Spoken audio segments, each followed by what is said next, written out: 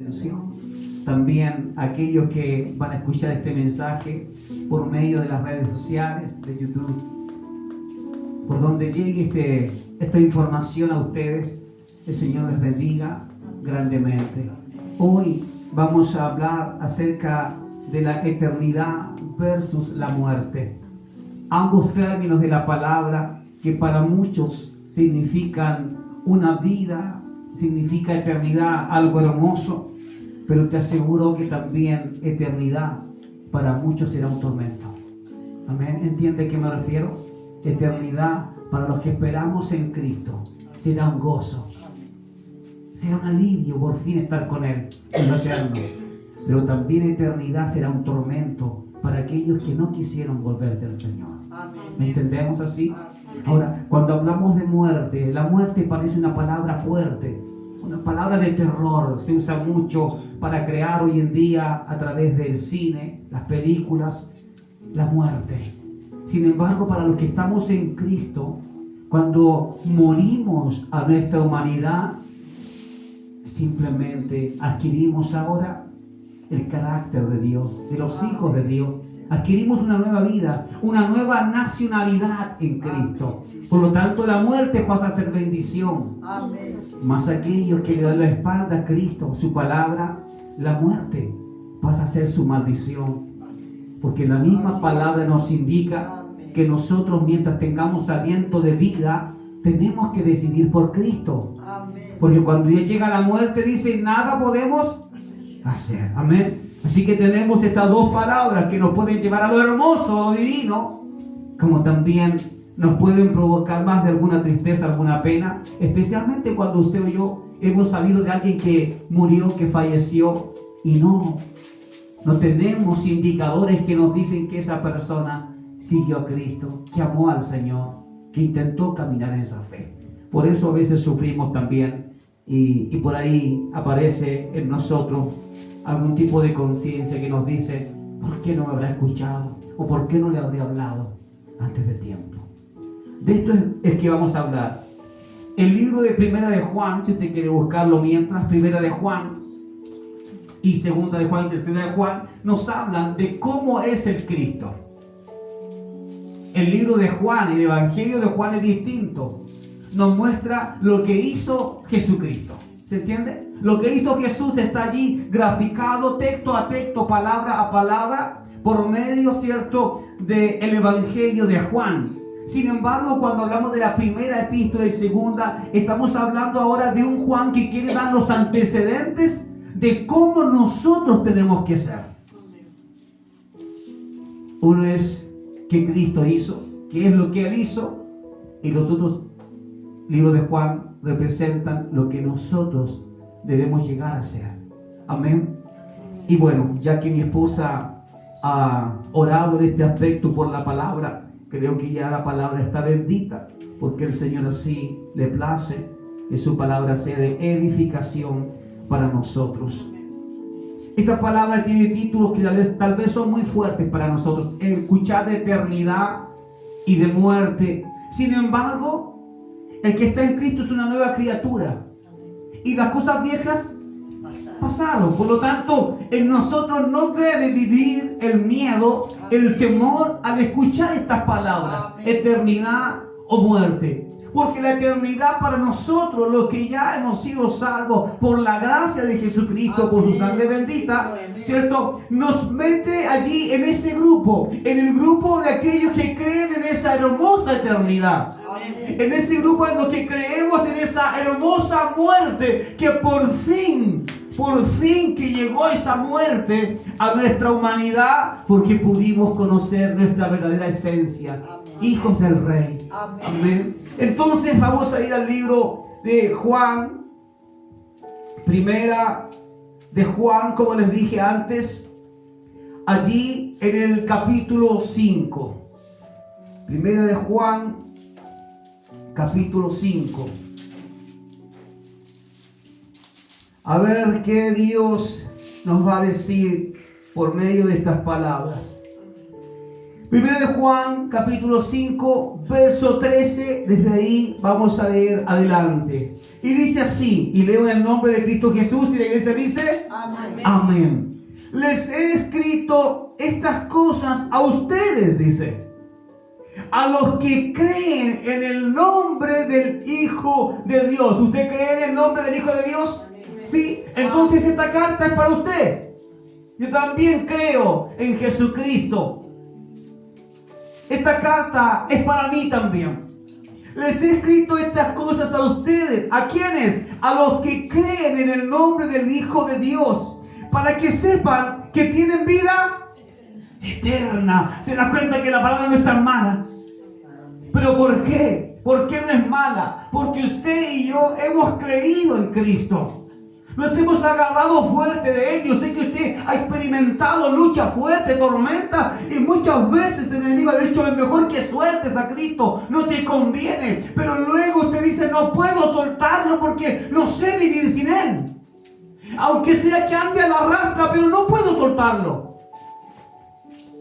Entonces se está cumpliendo estos versos, para que sepan que tienen vida eterna. Si hay algo que debe movernos a mantenernos en Cristo, a sujetarnos a esta fe, es precisamente esto: que en nuestro corazón, en nuestra mente, en nuestra alma esté la existencia de esta fe que nos dice que Él sus promesas las cumplirá. Y que si Él dijo, estarán conmigo, usted y yo podemos decir, estaré con Él. Amén. Aferrarnos a una fe.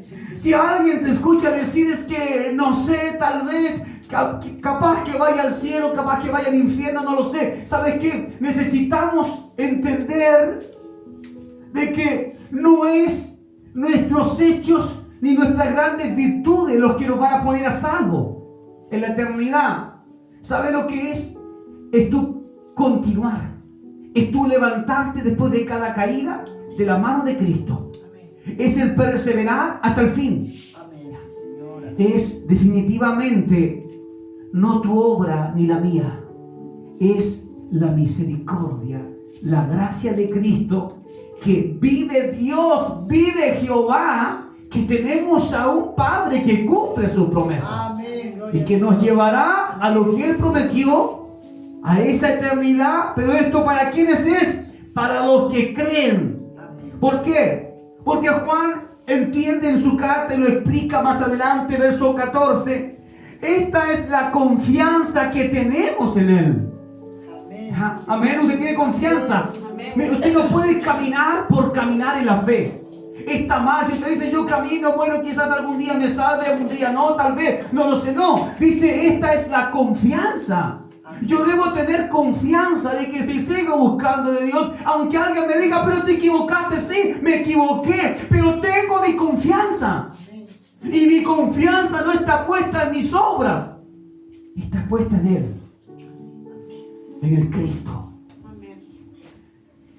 Que en todo lo que le hemos pedido, de acuerdo a qué cosa, a su voluntad, amén, Él nos escucha. Amén. Amén. Lo que pedimos a Dios, dice, de acuerdo a qué cosa, a su voluntad, Él nos escucha. Amén. Una cosa es que Dios nos escuche, y otra cosa es que usted y yo hagamos oraciones, pero que Dios las escucha, pero no hará nada en favor de esta oración. ¿Por qué? Porque lo que dice este verso es conforme a su voluntad. Cuando entendemos en profundidad lo que significa la voluntad de Dios, es cuando sabemos si lo que pedimos llegará o no llegará. Allí funciona la fe. Esta fe que dice, mira, estás pidiendo algo que Dios sí quiere. Por lo tanto, puedes confiar en que llegará. En que Él responderá. Veamos el verso 15. Si estamos convencidos de que Él nos escucha acerca de lo que pedimos, confiamos en que ya hemos recibido de Él lo que pedimos. ¿Qué es eso? Eso es fe. A ver si usted lo entendió.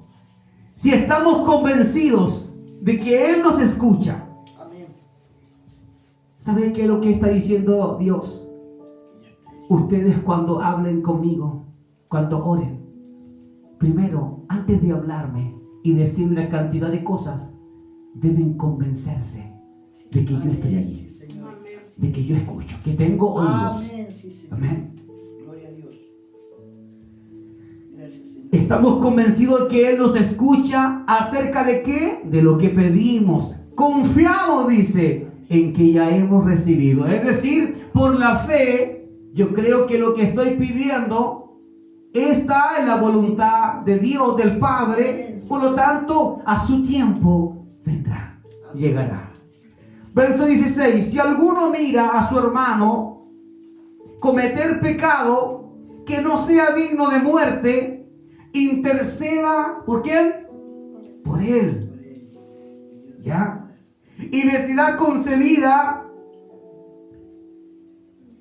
vida a los que no pecan para muerte, por lo que hay pecado para muerte, por el cual yo no digo que se interceda.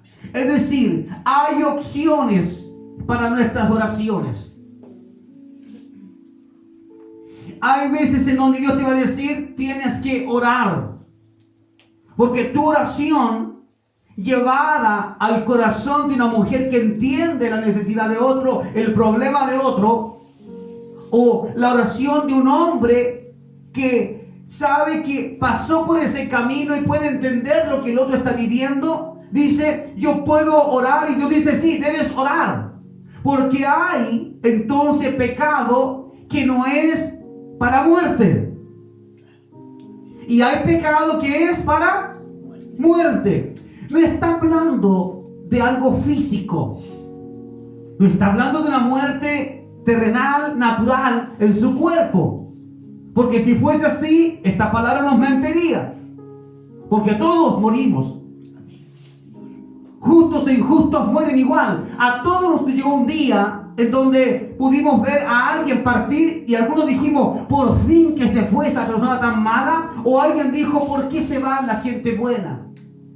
Pero hemos vivido eso. Es decir, esta palabra no está hablando de una muerte física, está hablando de una muerte espiritual, de el abandono a lo eterno sin Dios, o el premio, la recompensa a lo eterno con Dios. Amén. ¿Se entiende? Amén. Entonces dice esta palabra que hay pecado que es, ¿cierto?, para muerte, y otro que no es para muerte. Está diciendo que hay pecados por los cuales ya no se debe orar, porque no hay ninguna posibilidad de salvación. Amén, sí, Señor. ¿Se entiende? Sí. Amén. Y hay pecados por los cuales tendremos que seguir orando cada día. Porque mientras la misericordia de Dios esté moviéndose entre nosotros, habrá ocasión para quien. Ahora, ¿quiénes son los que pueden tomar? ¿Quiénes somos los que podemos tomar esta gracia? Bueno, el verso 13, ¿qué decía? Les he escrito estas cosas a ustedes los que creen en el nombre del Hijo de Dios. ¿Qué es lo que es creer? Es aferrarse a una idea.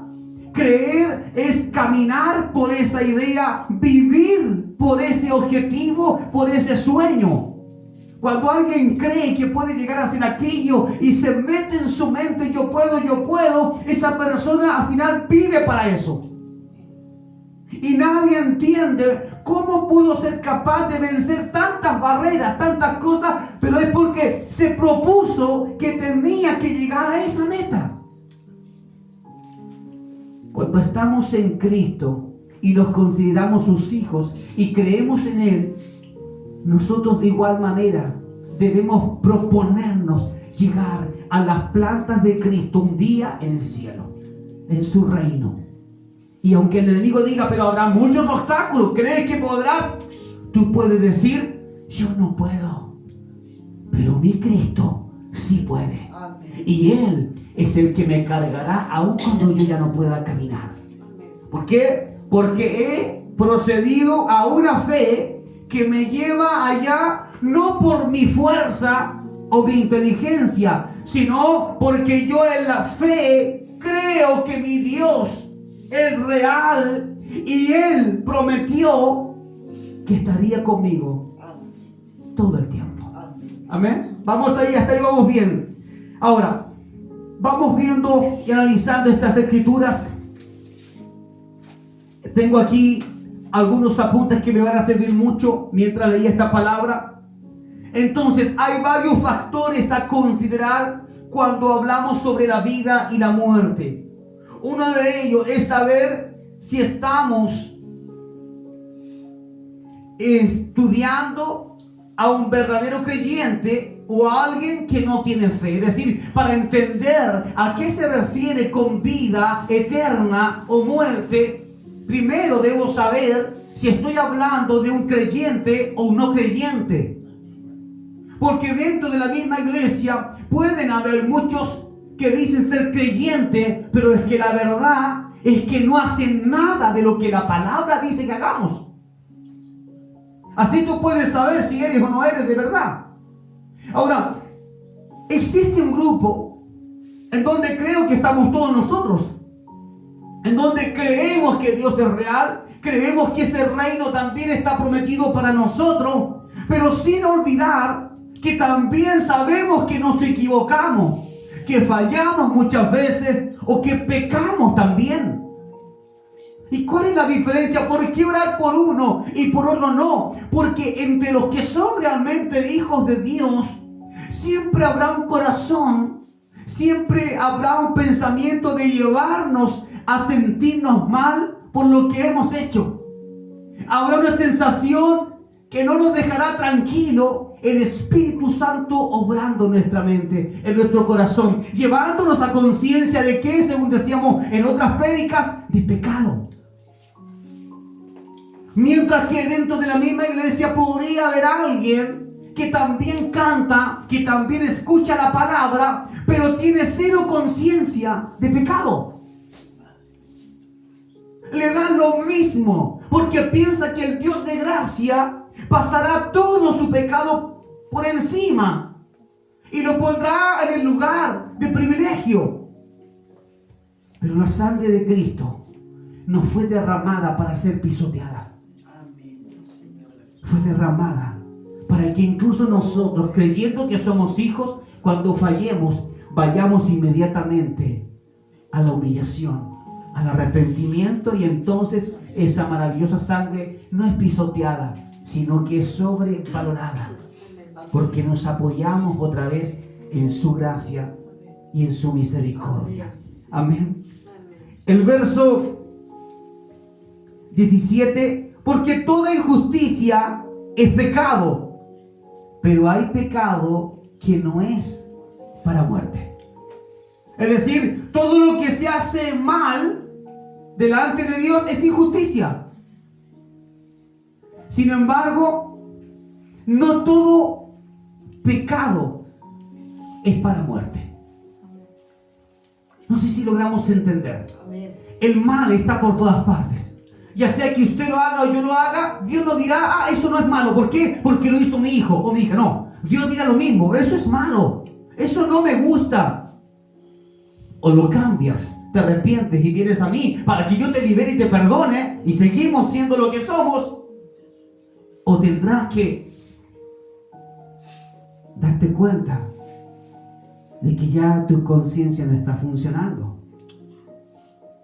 Por lo tanto, ¿a qué se refiere con el pecado que es para muerte y el pecado que no es para muerte?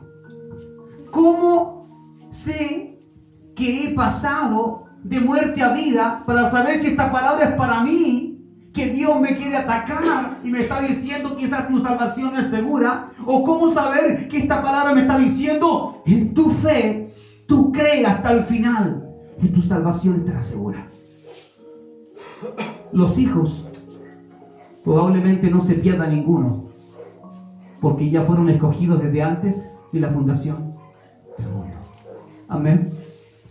Cuando usted vuelve al capítulo 3 del mismo libro de Juan y se va conmigo al verso 14, escuchará esto. En esto sabemos que hemos pasado de muerte a vida. Es decir, ¿es necesaria la muerte? Por supuesto que sí. Por supuesto que sí. No puede haber vida en Cristo si antes de eso no hay una muerte a lo que antes éramos. Amén, sí, Señor. Amén. Dice, el verso que estamos leyendo es el número 14.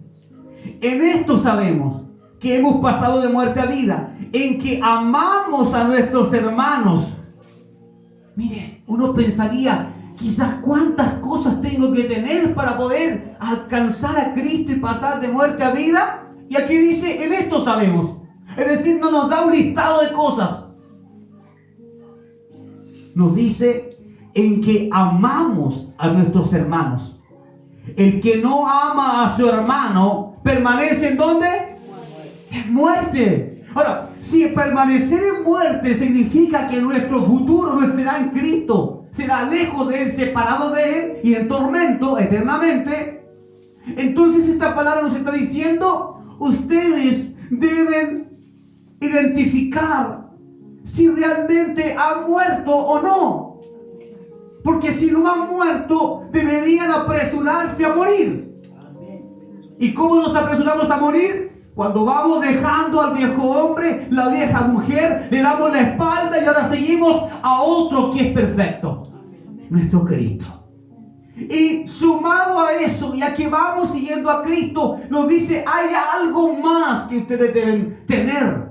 Si es que ya hicieron lo primero, que es darle la espalda a su pasado, y es amar a sus hermanos.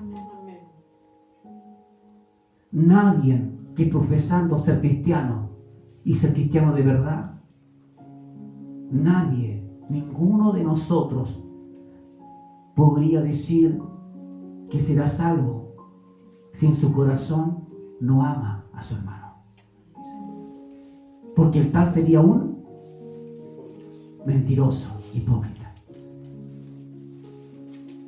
Se da cuenta que uno podría llenar, yo podría poner acá a través de esta plataforma e internet muchas cosas, mensajes, a través del data, proyectar imágenes con punto 1, punto 2, punto 3, punto 4 para alcanzar salvación, que es lo que se necesita. Sin embargo, todo se reduce a ¿qué cosa? Al amor. Es decir, poniendo solamente aquí una cosa, ¿cómo puedo saber si soy cristiano o no lo soy, Señor? Y lo único que Dios necesita decirme es, tienes que amar a tu hermano. Sé que a veces parece fácil. Solamente un requisito. Es que lo que pasa es que este requisito trae consigo mismo múltiples dificultades. ¿Por qué? Porque tu hermano no siempre va a ser el que más te simpatiza, el que más te agrada. No hablo de hermano sanguíneo, porque eso es inevitable. Usted tendría que sacarse toda la sangre, cambiarse de aspecto para decir yo ya no soy hermano de aquel, en la sangre, sanguíneo. Pero hablamos de una hermandad que tiene que ver con Cristo, con lo espiritual, con la iglesia. Si no puedo amar a mi hermano, según esta palabra, yo no puedo entrar al reino de los cielos. ¿Lo entiende así o yo estoy yendo mal? ¿Es eso, cierto? Amén. Veamos. Verso 15 dice así: porque todo el que odia a su hermano es un homicida, es decir, un asesino. Y ustedes saben que la vida eterna no puede permanecer en ningún homicida. Es decir, ustedes saben que al reino de los cielos no puede entrar un asesino. Y vamos a ahondar en esta palabra, porque sé que muchos asesinos han podido llegar al reino de los cielos. Pero ¿con quién se encontraron? Con Cristo. ¿Qué tuvieron que hacer? Pagar las consecuencias de sus actos. Como aquel que está en la cárcel. Asesinó a alguien. Allí conoció a Cristo y se refugia en Cristo. Pero sin embargo tiene que pagar su condena. Este texto está hablando de aquellos de nosotros que estando en libertad seguimos siendo asesinos. Estando en libertad seguimos siendo homicidas, dañando a alguien. Creo que esta palabra debería llevarnos a todos a reflexionar en a cuántas personas he dañado. A cada uno de nosotros. ¿A cuántas personas habremos matado? Porque si no está diciendo, si no habla de una muerte en lo físico, lo dijimos antes, habla de una muerte espiritual, ¿cierto? Entonces, ¿espiritualmente se podría matar a alguien? Por supuesto que sí. Si nosotros no pedimos perdón por esos asesinatos, esos homicidios, según esta palabra, no según Mauricio, no podremos entrar al cielo. Los que entran son los que han sido redimidos por la sangre del Cordero. Pero previo a esa redención, ¿qué es lo que hubo en cada uno de nosotros? Arrepentimiento, humildad, ser genuinos, sentir el peso. Mire, si usted y yo no logramos traer a la memoria a todos los que podemos haber dañado, haber asesinado, podríamos presentarnos un día delante del Señor pensando todo está resuelto y que allí te encuentres con la sorpresa de que Dios diga, no, ¿sabes cuánto pecado vi en ti? ¿Sabes cuántos asesinatos tú cometiste por los cuales nunca te arrepentiste? ¿Acaso no sabías que la sangre de Cristo te protege cuando hay arrepentimiento? Cuando hay un perdón, cuando hay una liberación.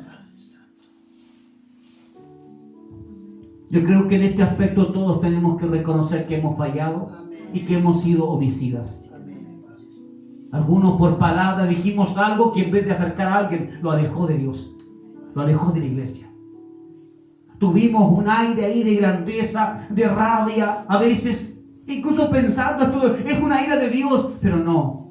La ira hay que dejársela ¿a quién? A Dios. Nosotros no somos Él. Amén, sí, Señor. Por eso les pido que mientras está esta exhortación de la palabra, que usted esté pensando en si ha dañado a alguien. Si ha matado a alguien espiritualmente, porque tal vez todavía hay tiempo de que usted vaya corriendo a las plantas de Cristo y que Cristo le diga, ¿sabes qué? Ya lo resolví. He tomado a esta persona y está caminando en mí, en otro lugar, pero está en mí. O que Dios te diga, ¿sabes qué, hijo? Debes ir y pedir perdón. Acércate para que se corte esa atadura. Y entonces seréis verdaderamente libres. Amén. Amén. Veamos entonces, mis hermanos, el amor es el reflejo de Dios en nosotros. Cuando hay amor, ¿sabe que otras cosas van a ver sin que usted las pida y las busque? Paciencia, tolerancia, mansedumbre, y yo puedo seguir nombrando, pero todo eso aparece cuando hay amor. Cuando no hay amor, todo lo otro es inexistente. No se puede graficar como una realidad, porque el amor es la base de todo lo que podemos nosotros poner sobre esa base. Damos gracias al Señor, iglesia. Damos gracias al Señor. ¿Cuál es el pecado de muerte? Entonces, muchos me han preguntado, pero ¿cuál es el pecado realmente? ¿Será que fornicar? ¿Será que robar? ¿Será que...? ¿Cuál es el pecado? El primero que viene a nuestra mente puede ser la blasfemia contra el Espíritu Santo, ¿cierto? Eso es lo que podemos pensar inmediatamente. Ese pecado, ese es el único bíblicamente que no puede ser perdonado. Pero ¿qué es blasfemar? Si dice que la blasfemia contra el Espíritu Santo es un pecado que no puede ser perdonado, debemos saber qué es lo que es blasfemar. Y blasfemar es burlarse del Espíritu de Dios. Es oponerse conscientemente. Mire qué importante. Oponerse a Dios conscientemente. Esto deja libre a muchos. A muchos que pueden decir: yo no tengo entonces ninguna chance de salvación porque yo me he burlado. No. Esto deja a muchos libres de esta condenación. ¿Por qué? Porque se trata de algo que tú llegas a hacer, que tú te opones a Dios, pero lo haces conscientemente. ¿Quién no se rió alguna vez de los cristianos cuando pasaban por la calle predicando? ¿Quién no se burló en algún momento? ¿Quién no fue a la iglesia un día y se burló de Dios quedándose dormido en la iglesia y la palabra estuvo potente, pero saliste después como si nada? Yo creo que todos hemos fallado en algún aspecto de esto. Si fuera por eso, ninguno de nosotros podría entrar al reino. Pero la blasfemia contra el Espíritu Santo tiene que ver con un deseo en nosotros consciente. Consciente significa: sé que Él es Dios, sé que Él puede castigarme, sé que Él es dueño de todo lo que hay visible, sé que Él me podría mandar las 1001 calamidades, sé que Él podría destruirme ahora mismo, sé que Dios podría tomar a mi familia y castigarlos a ellos para darme una señal a mí, sé que Dios puede hacer todo eso y aún así yo escojo burlarme de Dios. Eso se llama conciencia. Conscientemente mi pecado. Y me burlo del Espíritu Santo y de la manifestación del Espíritu Santo. Y como hay cosas que yo no entiendo, o porque no las he experimentado, las llamo locuras que no son de Dios, que son diabólicas. Puedo caer entonces en el escenario de criticar, de atacar o burlarme de la obra del Espíritu Santo. Cuando me preguntan: pastor, ¿y eso que hace la gente cuando salta en la iglesia y cuando dan vueltas allí? Yo prefiero no meterme en ese escenario, ¿sabe? Creo que Dios es el más indicado para saber qué es cierto y qué es lo que no es. Pero sí me preocupo de qué es lo que yo evidencio a los demás. Si es real lo que yo estoy viviendo o no. Si es real lo que está pasando con esta iglesia, que es lo que a mí me compete. En cuanto a la iglesia que está allí o que está allá, y cómo ellos vivan el evangelio, y si ellos tienen manifestaciones espirituales, Dios tendrá que juzgar si eso es real o no. Nosotros solo podemos decir: Señor, hasta aquí nos gozamos con lo que tú nos has permitido experimentar. Pero iglesia, el que nosotros no hayamos, o que usted no haya experimentado cosas sobrenaturales, no significa que entonces el que las experimenta son personas diabólicas. No. A veces tenemos un prejuicio, y eso es únicamente porque hasta podría haber un poco de envidia en lo que otros viven y lo que yo no vivo. Y como yo no vivo como a mí Dios no me toca de esa manera, seguramente debe ser el diablo el que tocó a aquel. De Jesús dijeron: en el nombre de Belzebú pues ya fuera demonio. Es decir, como ellos no podían sacar demonios, no encontraron otra manera, ¿cierto?, de ridiculizar la actitud de Cristo cuando las evidencias estaban a la vista. Los endemoniados eran liberados. Amén.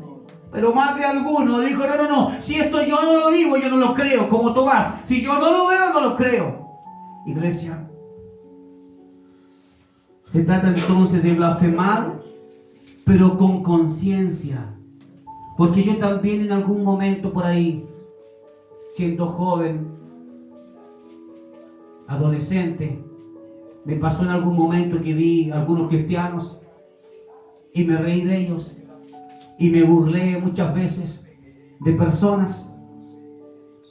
Había olvidado que yo también desde niño salía aquí mismo para las prédicas, detrás de los hermanos, me pasaban un pandero de madera con latitas con tapas de bebida.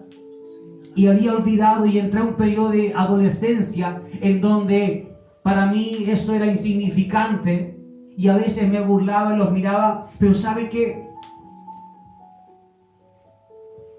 Las veces que lo hice, sentí un dolor. Amén, sí, Señor. Sentí una pena por mí mismo. Porque al final hasta para burlarme de mis hermanos creyentes, hasta para hacerlo, yo estaba consciente de que ellos tenían la verdad. Amén, gloria al Señor. De que lo que ellos vivían era real. Aleluya. Y luego me sentía mal. Y ahí, sin ser cristiano, en aquellos tiempos, le decía a Dios, no me tomes en cuenta esta burla, este pecado. Porque a veces por no ser menos con los amigos, con las personas que estás, te haces el valiente. Como que no necesitas de Dios. Pero vive el Señor, que en su gracia y misericordia, hasta el día de hoy, hay aliento de vida en mi ser. Amén, gloria al Señor. Para en ese tiempo pedirle perdón, cuando vine a Cristo, pedirle perdón por todo eso. Y aún todavía, siendo ya un creyente, pedirle perdón cuando me equivoco. Amén. ¿Qué es lo que usted tiene que vivir todo el tiempo? Vamos a avanzar con esto. Entonces dijimos que blasfemia es burlarse del Espíritu Santo de Dios. Es oponerse conscientemente. Es atribuir, otra manera de blasfemar, ¿sabe cuál es? Es atribuir los milagros de Jesús a Satanás. ¿Qué fue lo que hicieron los fariseos? ¿En el nombre de quién? De Belcebú. Es decir, tú no estás haciendo esto, los milagros los hace Belcebú. Es atribuirle la gloria a Satanás.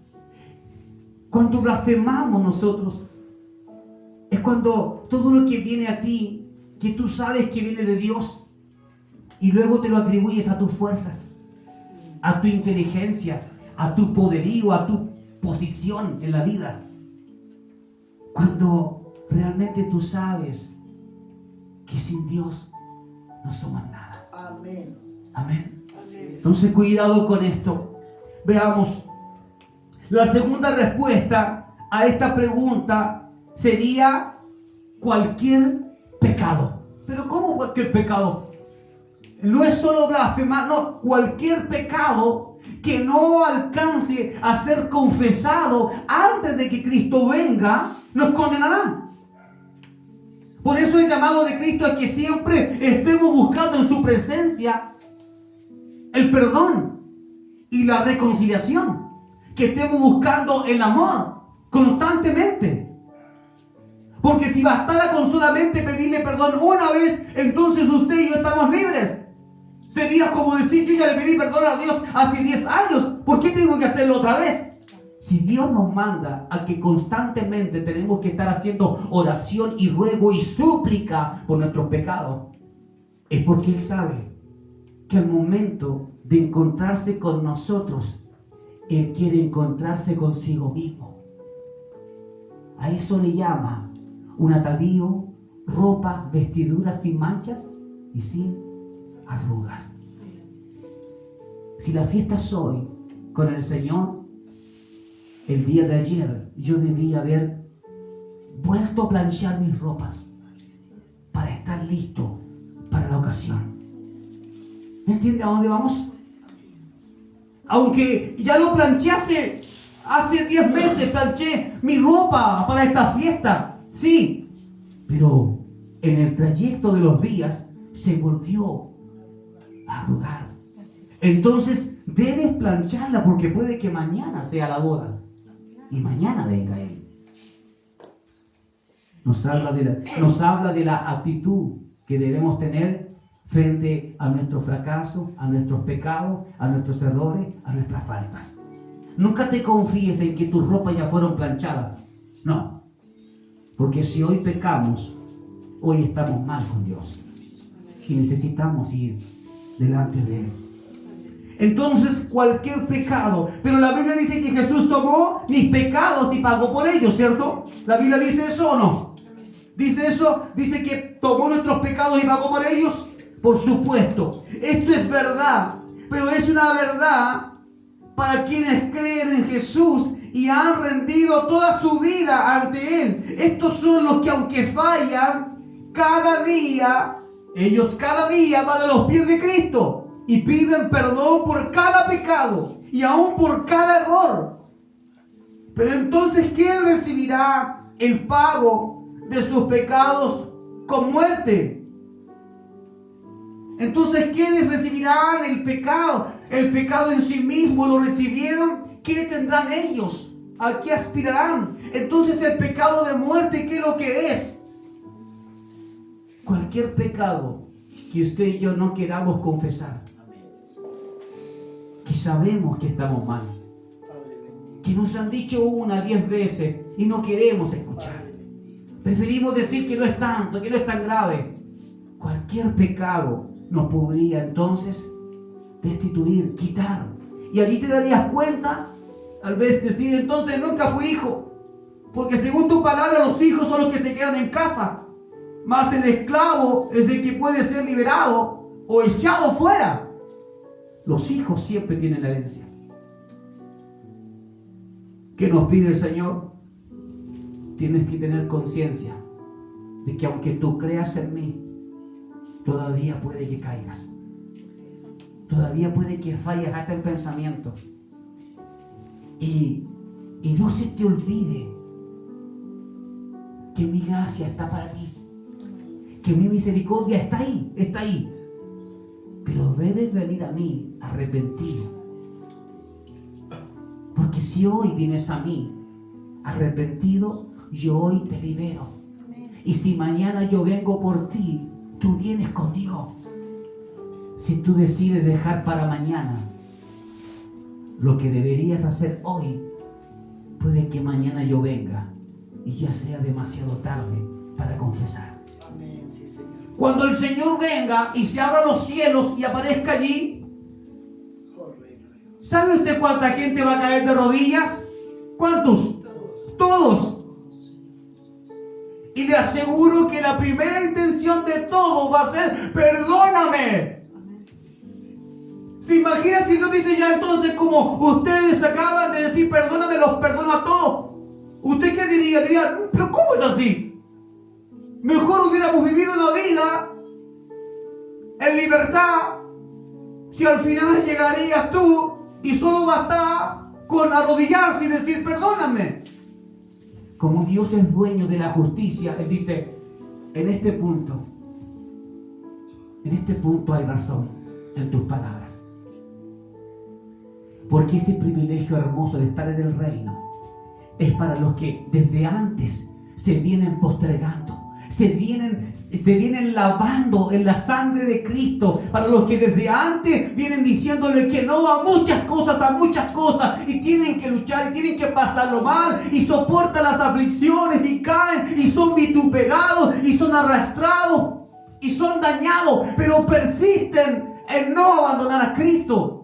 Para ellos es la recompensa, no los que nunca fallaron, sino los que fallan, pero todo el tiempo están diciendo, Señor, volví a fallarte y vuelvo a pedirte perdón. Las veces que sea necesario. Porque si Dios te está diciendo que hay una señal en los que son verdaderos, es el amor, ¿cierto? La señal, el amor. Te aseguro que cuando tú y yo vamos a su presencia arrepentidos, nos encontramos justamente con esta virtud. El amor de Él para perdonarnos. Debemos escudriñar si hay todavía en nuestra mente pecados sin confesar. Debemos escudriñar por qué no hemos sido capaces de perdonar o soltar perdón. Vas a llegar a la conclusión. ¿Y sabes cuál es? Para cualquiera, desde el pastor hacia toda la iglesia, falta de amor. El principio de todo, falta de amor. Porque independiente si tu hermano sigue pecando o no, lo que Dios dice, yo quiero que tú lo perdones. Yo quiero que tú lo ames. Que tú lo ames. Pero si no cambia, independiente que cambie o no cambie, recuerda que la señal de que eres mi hijo quedó escrita en el primer párrafo: amor. Si en esto estamos en desventaja, si en esto estamos en dificultades porque no amamos lo suficiente, entonces podríamos estar hablando y entendiendo cosas que no estamos dispuestos a hacer. Y usted hoy debe decirle al Señor: yo estoy dispuesto a ir por más. Si lo que me falta es amor, Señor, sigue trabajando en mí. Obra en mí, no me sueltes, te pido perdón en lo que hasta aquí te he fallado. Entonces no es solamente el pecado de la blasfemia contra el Espíritu Santo, sino cualquier pecado que usted o yo, a alguien en la iglesia, insista en hacer prolongadamente, que insista en hacerlo deliberadamente. Es decir, sé que esto es malo, sé que a Dios no le gusta, sé que esto hace daño a la iglesia, a mi hermano, a mi hermana, pero que nadie puede juzgarme, y si yo lo sigo haciendo, Dios tendrá que ver conmigo. Nadie puede decirme nada. Contra esa persona ahora apunta toda la evidencia. Es decir, aunque no dijiste nada en contra del Espíritu Santo, sin embargo, decidiste seguir conviviendo con tu pecado y con conciencia, porque distinto es si lo hubieses hecho sin conciencia. Es decir, sin saber que esto era malo. Señor, yo no sabía que esto era malo. Y Dios puede que en su misericordia diga: sí, tienes razón, no lo sabías. Pero ¿quiénes de nosotros realmente sabemos distinguir entre el bien y el mal? ¿Alguien aquí sabe distinguir entre el bien y el mal? Amén. Todos, ¿cierto? ¿Cómo pasaremos por inocentes entonces? No podríamos.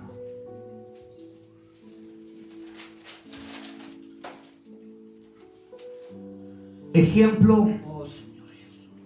donde Dios podría decirte: no ores más.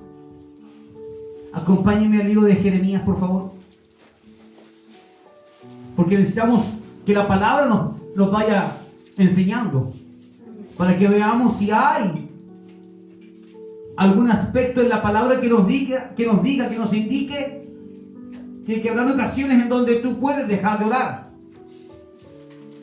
Jeremías capítulo 7.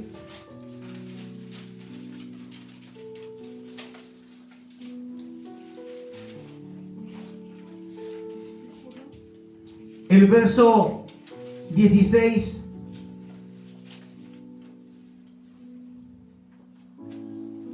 Jeremías 7, verso 16. Y leo, dice así: en cuanto a ti, ¿a quién le habla? A Jeremías. No ores por este pueblo, ni ruegues por ellos. Mira lo que está diciendo. ¿Puede haber un momento en que Dios diga eso? Sí, ¿quién es Dios? A veces pensamos que somos mejores que Dios. Dios puede hacerlo. En cuanto a ti, no ores por este pueblo, ni ruegues por ellos, ni intercedas ante mí, dice, porque no voy a escucharte. Verso 17, es una pregunta que hace Dios. ¿No ves cómo se comportan en las ciudades de Judá y en las calles de Jerusalén? Verso 18, los hijos recogen leña, los padres encienden el fuego, es decir, están todos complementados, todos unidos como familia, y las mujeres amasan la harina para preparar tortas de harina fina, aceite y miel para adorar a los cielos, y derraman libaciones a otros dioses para provocarme a ira. Está hablando de que hay una unión, pero no es una unión de hagamos esto para Dios. No, sino que una familia puede estar completamente unida, pero para hacer lo malo ante los ojos de Dios. Lo contrario. Y es Dios diciendo, no ruegues, no ores por este pueblo. Porque cuando Dios decide poner su mano sobre un pueblo duro de cabeza, ni la mejor de las oraciones podrá cambiar eso. A menos que Dios en sí mismo, en su misericordia, Él lo decida. Amén. Entonces, con esta muestra, esta prueba, podemos ver de que sí hay oraciones que desde antes no serán escuchadas. Si Jeremías hubiese dicho, yo voy a orar igual a ti, ¿usted piensa que en su soberbia Dios le iba a responder? No, porque no podemos mover la mano de Dios en desobediencia. Por eso aplicamos la palabra Juan 1:3, que hay que orar, ¿cierto? Pero orar en la voluntad de Dios. No es mi voluntad. ¿Qué pasa con nuestros hijos? Los que no vienen a Cristo. ¿Qué pasa con nuestros hermanos? En el caso de algunos padres que no están en Cristo. Tíos, familiares, primos que no están en Cristo. ¿Podremos orar por ellos? Por supuesto que sí. Tenemos que orar por ellos. Mientras Dios no aparezca en un sueño, mientras Dios no te entregue una palabra como esta misma, en donde te diga, deja de orar, porque no voy a responderte, nuestra misión es seguir orando. Amén. ¿Entendemos eso? Este texto es para decirle que todo opera en la voluntad de Dios, para mostrarle de que si hay casos en donde Dios podría decir, en su soberanía, podría decir, no ores, porque estás perdiendo el tiempo. Pero debes estar segura, iglesia, de que cuando dejaste de orar por alguien, es porque Dios te lo dijo, o porque tú en tu justicia piensas que esa persona no se merece tus oraciones. Cuidado con la palabra, no demos perlas a los cerdos, porque a veces ni nosotros mismos distinguimos quiénes son cerdos y quiénes no. A veces nosotros mismos nos podríamos estar comportando como cerdos, recibiendo la palabra y no poniéndola por obra. Por lo tanto, no conviene hacer un juicio de esa naturaleza, a menos que Dios me diga, a esa persona no le hable de mí, porque no es hijo del reino. ¿Hay esperanza para nosotros? Por supuesto que sí. Yo creo que soy un hijo del reino, ¿sabe? ¿Usted cree eso? ¿Sí? ¿Lo cree, Mazara? ¿Sí? Es que si nosotros no lo creemos, en vano está nuestra fe. ¿Cómo puedes estar caminando sin tener seguridad de que vas a encontrarte con tu amado? ¿En qué se transforma la vida de un creyente cuando deja de creer en su salvación? Se transforma en agua que se va ante los dedos, es decir, no tienes nada. Palabra, argumento, mucha lectura, pero no tienes nada. La iglesia debe estar segura y firme en que pertenece a Cristo, amén, en que somos sus hijos. Amén. Y no haciendo la vista gorda cuando fallamos. No, Señor, yo te he fallado, pero vengo a ti porque soy tu hijo y sé que tú eres un padre perdonador. Y si tienes que disciplinarme, disciplíname. Amén. Prefiero la disciplina de un padre que me ama, para que pueda entrar en su reposo a la libertad que me dice, haz lo que quieras con tu vida. Esto es bueno entenderlo. Y si oro por alguien que no tengo seguridad de que será salvo, es que ese no es tu problema, iglesia. Amén. Sí, Señor. Tú no puedes pedirle a Dios, dame pruebas de quiénes son realmente los que van a ser salvos para gastar bien mi tiempo. No. Porque cuando tenemos el principio de todo, que es el amor por tu hermano, con eso basta. Por último, en tu esperanza, en tu ilusión, sigues orando. Y aunque aquel, en el final del tiempo, tal vez no consiga que todas las personas por las cuales oraste sean salvas, pero ¿sabes qué? Te habrá servido a ti. Me habrá servido a mí. ¿Por qué? Porque esas oraciones por alguien me hicieron pasar más tiempo con Dios. Me hicieron comprender más la misericordia de Dios. Aleluya. Libro de Hebreos, capítulo 6.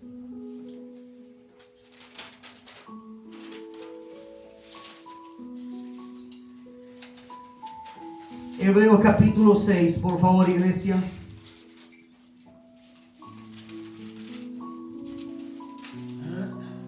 El verso 4 dice así: pero es imposible que los que una vez descendieron al bautismo y experimentaron el don celestial y recibieron el Espíritu Santo. Es imposible, dice. Verso 5. Y probaron la buena palabra de Dios y el poder del mundo venidero. Está hablando de personas que sí caminaron en Cristo, que sí se dieron cuenta que el bautismo es algo que se debe hacer, que escudriñar la palabra les convenía. Ellos descubrieron que estar en Cristo es bueno, que recibir el Espíritu Santo y saber que está dentro de mí es bueno. Ellos lo descubrieron y dice, entonces para ellos es imposible, dice, que aquellos que probaron la buena palabra de Dios y el poder del mundo venidero, es decir, también fueron alimentados por la esperanza de ese mundo venidero. Verso 6. Que regresen al pecado y sean otra vez renovados para arrepentimiento, por cuanto nuevamente crucificarían y expondrían la ignominia al Hijo de Dios, a la ignominia al Hijo de Dios, a la vergüenza al Hijo de Dios. Estos textos nos están diciendo que el que realmente es hijo de Dios, el que ya fue bautizado, entendió la palabra, comprende que hay una eternidad que nos espera. Dice que es imposible que este verdadero hijo se suelte y que vaya al mundo y deliberadamente viva su vida y decida decirle a Dios, tú no eres mi Dios. Yo ya no tengo un Dios que me encuadra, que me dice que sí y que no. Yo ya no tengo un Dios. Dice, es imposible que aquel venga otra vez y exponga otra vez a Cristo a la crucifixión. ¿Por qué? Porque Él, cuando siguió todos estos pasos de buscar a Cristo, de estudiar su palabra, de bautizarse, recibir el Espíritu Santo, de entender la venidera potencia de Dios para lo eterno, es imposible que alguien que pasó por esto se vaya al mundo así como si nada y se olvide quién es su Dios. Porque si alguien lo hace y es hijo, aún con dolor será atraído de vuelta. Por eso dice, es imposible. Yo no me veo allá afuera sin Cristo.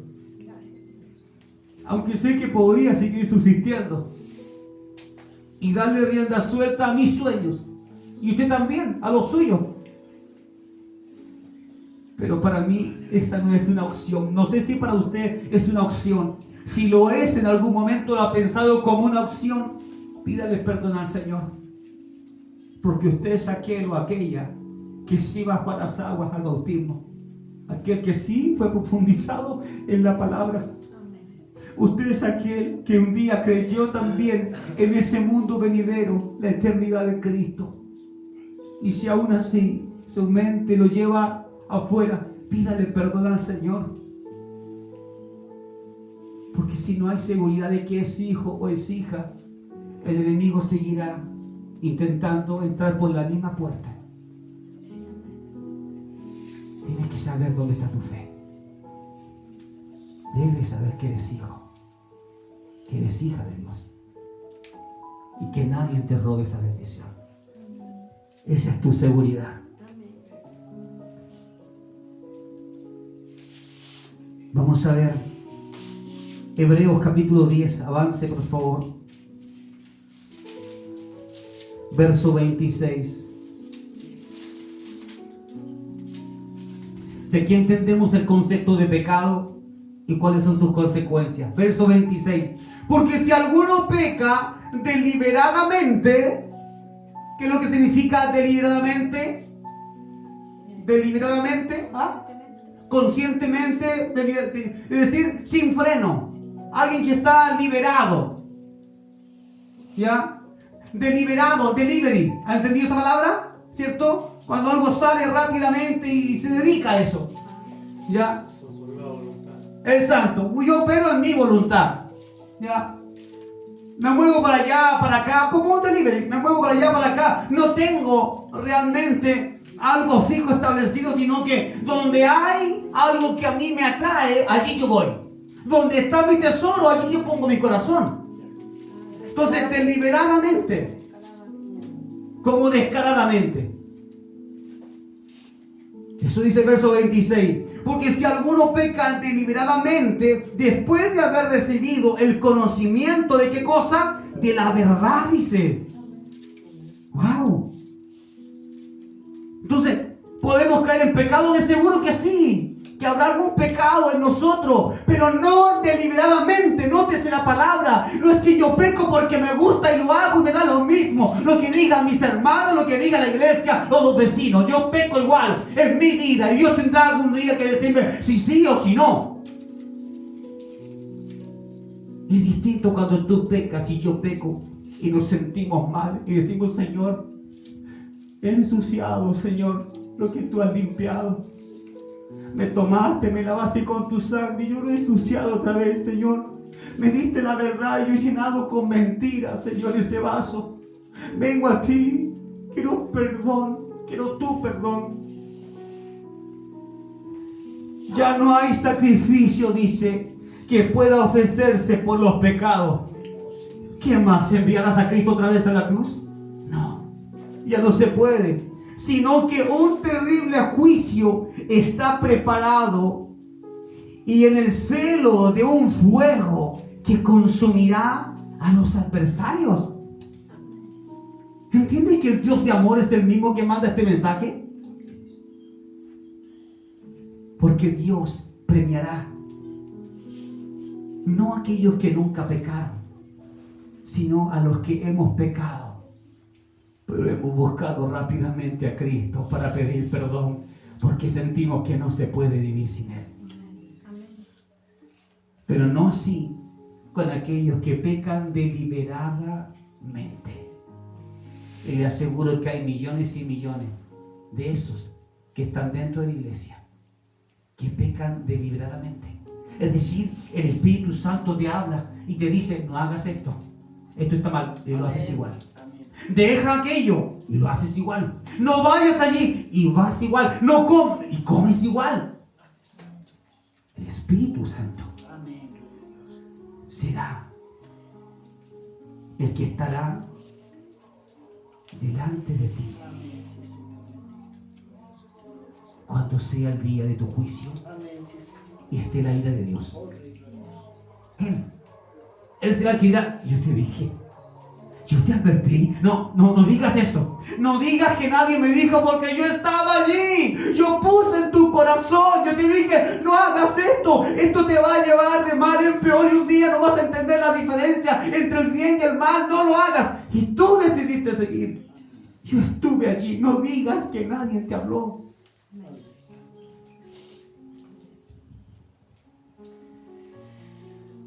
Porque si aquel que transgredía la ley de Moisés moría sin compasión por la declaración de 2 o 3 testigos, ¿cuánto mayor castigo creen ustedes que recibirá el que pisotee al Hijo de Dios? Mira qué fuerte. Cuando pecamos deliberadamente, lo que hacemos es pisotear a Cristo, la sangre de Cristo, su sacrificio, y ensuciamos todo lo que tiene que ver con lo santo, con lo eterno en nosotros. Considerando como la de un hombre común la sangre de su pacto. Es decir, no dándole el valor a la sangre de Cristo, por la cual fue santificado y hallado, ultrajado al Espíritu de gracia. Es decir, no consideras o no consideraste que todo lo que Cristo padeció fue para librarte de todas aquellas cosas. Amén, Padre. Pero tú insististe en ir al pecado. El mejor consejo, iglesia, es examinar nuestra vida. Amén, sí, Señor. Examinar nuestro corazón. Si hay algo oculto por ahí que estamos acostumbrados a hacer a escondidas, pensando nadie me ve, pensando no creo que Dios sea tan grave por esto. Así entre nosotros como iglesia, y si hay algún creyente, algún hermano en la fe que estará escuchando este mensaje, preguntar, ¿realmente no has escuchado al Espíritu Santo antes de hacer lo malo? Amén.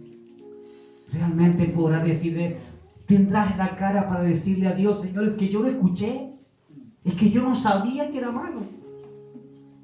Realmente cuando has hecho lo malo, cuando hemos hecho lo malo, ¿realmente de verdad no sabemos que es malo? ¿O sí lo sabemos? Amén, sí, Señor. Sí es. Y a veces preferimos ponerle paños fríos a la situación. Le bajamos el perfil. O buscamos la manera de comparar nuestro pecado con un pecado más grande de otra persona. Y pensamos que ese pecado sí es grave. Pero el nuestro, no, es un pequeño pecadito. La palabra dice que sin confesión, sin arrepentimiento, es imposible la salvación. Y no habla de pecados chicos y pecados grandes. Habla de todo. Amén, sí, Señor. De manera que hasta una mirada podría ser un pecado. Amén. Cuando miras a alguien con rabia, con odio, y el Espíritu Santo te dice, ¿qué estás haciendo? ¿Por qué miras así? ¿Por qué estás mirando de esa manera a tu hermano? Amén, sí, Señor. Cuando miras con desprecio, y el Espíritu Santo no te dice eso. Entonces, por lo menos a mí me pasa. El Espíritu Santo me dice, ¿qué estás haciendo? Amén, sí, Señor. ¿Por qué estás mirando con desprecio? ¿Por qué acaba de decir? Incluso me ha pasado con una broma. ¿Por qué acaba de decir esa broma? Amén. Amén. Mira, si Dios es tan sigiloso que hasta en lo más mínimo intenta decir, no, no lo hagas, cuidado. ¿No lo hará aún en lo más grande? Por supuesto que sí. Pero no tengamos una evaluación personal de qué es el pecado que nos conduce lejos de Dios, Oh, mi Señor. porque no existen pecados grandes y chicos. Cualquier pecado, por muy mínimo, si no es confesado delante del Señor, tiene el mismo peso que un pecado grande. Cierre sus ojos, por favor, para que comencemos a orar.